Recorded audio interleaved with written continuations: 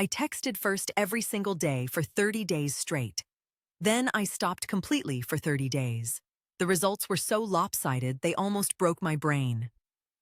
Here is the cold math nobody is talking about. The person who reaches out first is statistically placing themselves in the lower value position before the conversation even begins. Not because of some pickup artist trick. Not because of mind games. Because of a documented psychological principle called reactance theory, first identified by psychologist Jack Brame in 1966. When you are always available, always initiating, always the one closing the gap, you are quietly training the other person's brain to take you for granted. You become predictable. And predictability kills attraction faster than almost anything else. In my 30-day experiment, the number of unsolicited messages I received jumped by 340% the moment I stopped reaching out first. That number is not a flex. It is a warning. Because what that stat reveals about modern dating psychology should genuinely scare you. Stay with me. Before we go further, you need to know exactly who this video is for. Because if you do not see yourself in at least one of these three profiles, you can click off right now. Profile 1. You are the person who double texts. Someone does not reply within 2 hours and you send a follow-up. Maybe a meme. Maybe a haha, just checking in. You tell yourself it is friendly. It is not. It is anxiety wearing a casual outfit. Profile 2. You have never once waited for someone to text you first. Not once. Every conversation you have had in the last 6 months, you started. Think about that. Every single one. Profile 3. You have ghosted someone before, or been ghosted, and you have absolutely no idea why it happened. You thought things were going great. Then silence. If you are profile 1, 2, or 3, and most people are all 3 without realizing it, what I am about to share will reframe every conversation you have had for the past year. This affects you whether you are newly single, 3 dates in, or 6 months into something that feels like it is slowly losing oxygen. Warning number 1, and this one stings. Every time you text first without a reciprocal pattern established, you are making a deposit into an account that only you can see. The other person is not keeping score the way you are. They are not sitting there thinking, wow, they always reach out. I should appreciate that. The human brain does not work that way. What actually happens is a phenomenon psychologists call hedonic adaptation, the same mechanism that makes a $400 pair of sneakers feel ordinary after 2 weeks. When you are always there, always warm, always initiating, you become the baseline. You become background noise. A 2021 study from the Journal of Social and Personal Relationships found that perceived effort in communication directly correlates with perceived romantic value. In plain English, when someone has to work slightly harder to access you, they value you more. Not because you are being cruel, because scarcity is hardwired into human desire. Think about water. You do not think about water until you are thirsty. Do not be the water that is always flooding the room. Be the water someone has to actually want. Warning number 2 is something almost no one talks about. And it is the reason so many relationships feel like emotional slot machines. When someone is inconsistent with you, slow to reply, sporadic with attention, hot 1 week and cold the next, and you respond by texting them more, reaching out more, trying harder to close the gap, you are literally rewarding that inconsistency. You are teaching their subconscious that pulling away produces more of you. That is not a relationship. That is a behavioral loop.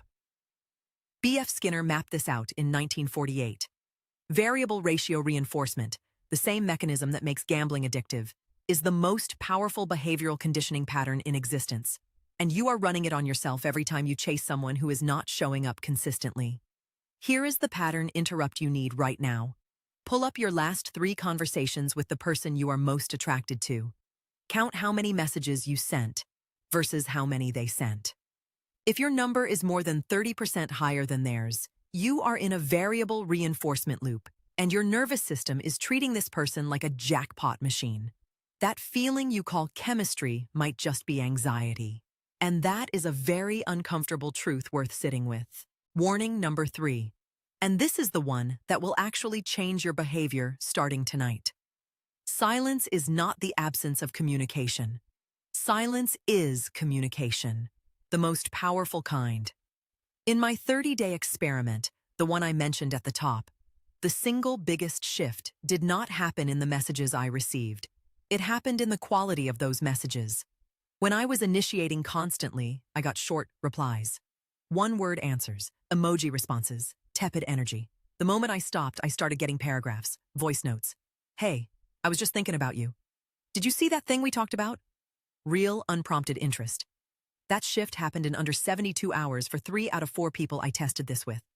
72 hours, not weeks, not months. 3 days of not initiating completely changed the conversational dynamic.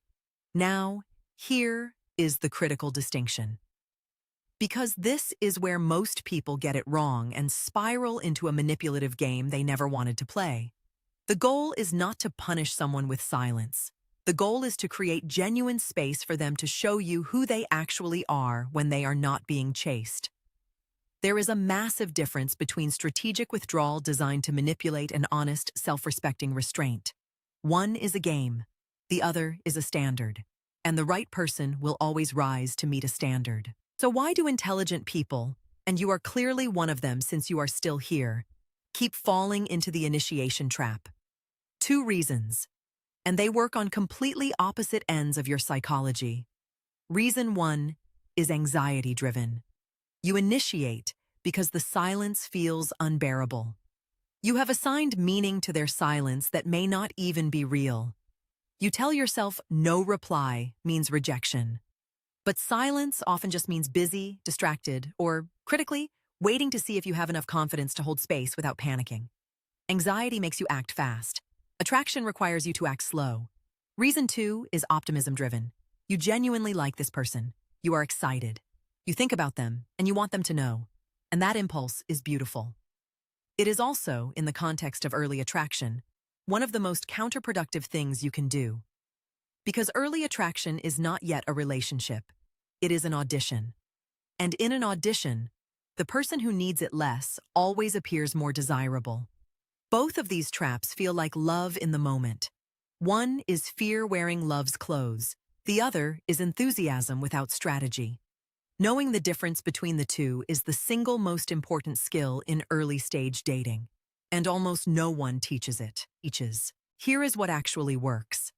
And I want to be specific because vague advice is useless.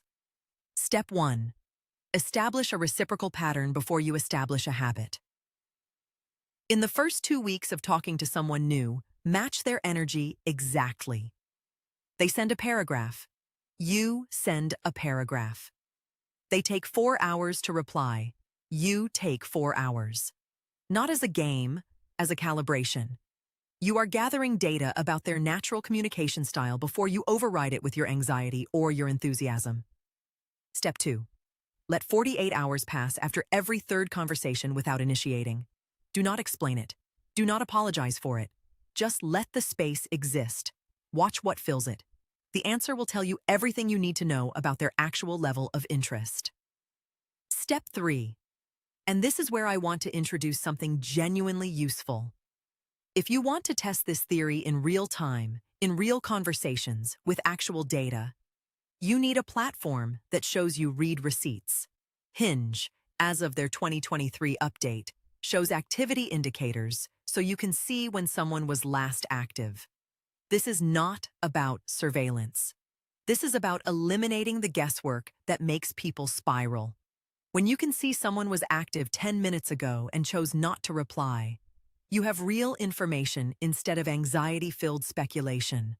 You can download Hinge using the link in the description. It is free to start, and it gives you exactly the kind of transparent communication data this strategy requires. Stop guessing. Start knowing. Step 4. When they do reach out, do not immediately reward it with instant availability. Reply warmly, but not breathlessly. You are interested, not desperate. There is a version of you who is excited and grounded at the same time. That version is the most attractive one. Here is what I want you to take from everything we just covered. You are not playing games when you stop initiating every conversation. You are not being cold. You are not being manipulative. You are being someone who respects their own time and attention enough to give it only where it is genuinely reciprocated. That is not a strategy. That is a standard. And standards are what separate relationships that slowly suffocate from relationships that actually grow. The 340% increase in unsolicited messages I saw in my experiment did not happen because I became more attractive.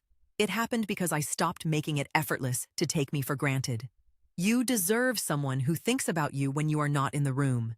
You deserve someone who initiates because they want to, not because you left them no other option. If this video shifted something for you, and I genuinely hope it did, share it with one person who is currently in the double text spiral. They need this more than they know. Drop a comment telling me how many messages you sent in your last conversation versus how many you received. I read every one. And subscribe if you want the next video, which covers exactly what to say when they